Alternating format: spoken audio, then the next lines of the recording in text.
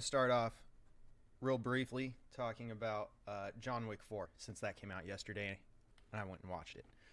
I guess technically it comes out today, but I watched it yesterday. So, and here there were where I'm at, there were showings yesterday early evening all the way until like late at night, post midnight into today.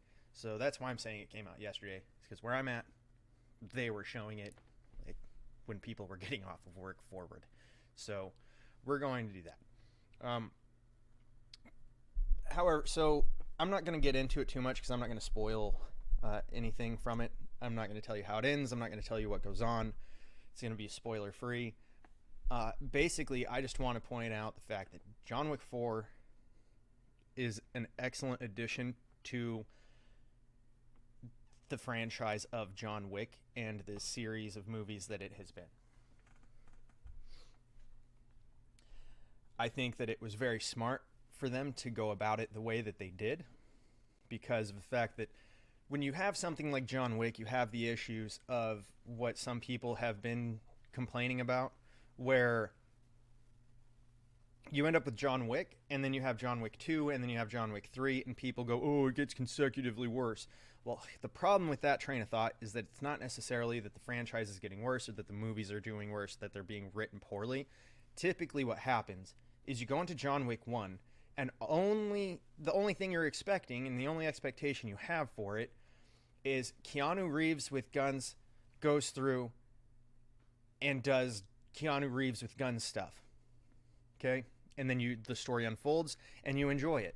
Well, now you have an understanding of what's going on in this universe to some extent. But they've raised questions in regards to how that worked, how that went about, and how that seems to unfold. So you have John Wick 2, which moves the story and plot forward, as a sequel should, and tries to answer some of these questions. So you get a better look into the Continental and how these things work. And then you have some more questions about some things, and the story once again is moved forward. And then you have John Wick 3. So by this point, you have a better understanding and you have more expectations. So the thing is as you have expectations, your enjoyment is going to decline because now you're expecting certain things to have certain outcomes. Meanwhile, that's not necessarily how it works. You're just sitting there with, yes, my expectations are this, and well, you click this one. So when you're watching something like that, you've just got a set of expectations that's really just not going to benefit to you and enjoying the movie as much.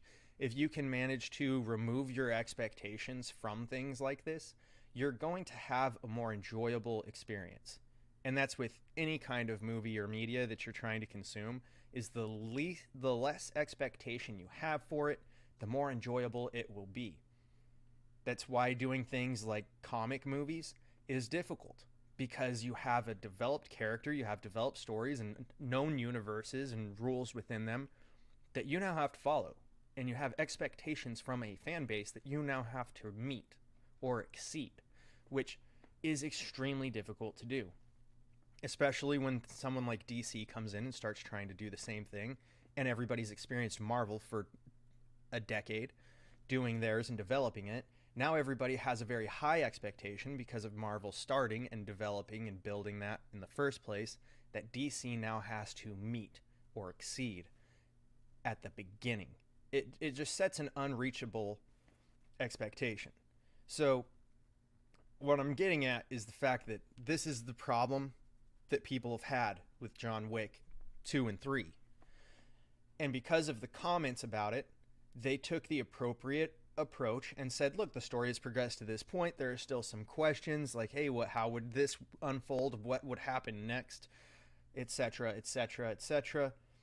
And then they said, you know what, we've got a few ways that this could probably be concluded, and if we keep going, it's just going to end up being something ridiculous like Fast and Furious, where people just criticize it as being ridiculous, uninteresting, and how it's completely moved away from the plot of the movie and it's created its own thing on a completely different level. Like Fast and Furious is now an action movie when before it was about cars and racing, right?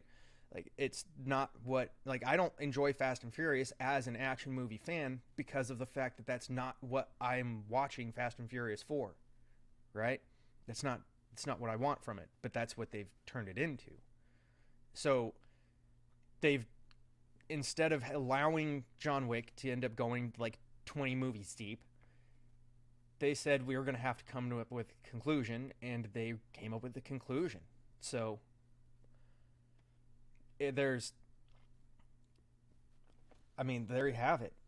It's a great movie. It delivers exactly what you're expecting. You get Keanu Reeves going through being an assassin and doing his assassin stuff.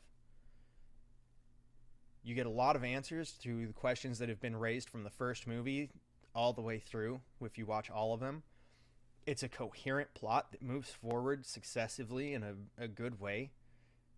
And it's a true story that has a beginning, a middle, and an end. You can watch all four of them in succession, and you get an overarching plot that goes through all of them, whereas each movie also has their own individual plot as well, which is excellently done. If you're looking at it from a writing perspective, that's very excellently done and delivered, which is something that Hollywood lacks today. They don't write things. They just say, here's something that was written, but you know what? I don't want to do that. I want to do it my way, so I'm going to take the things from that I can fuck up, and I'm going to make it my way, and then everybody criticizes it, and then you have the whole go woke, go broke, or get woke, go broke kind of thing, depending on who says it. And that's kind of what's devolved in Hollywood, and now it's just a completely different thing.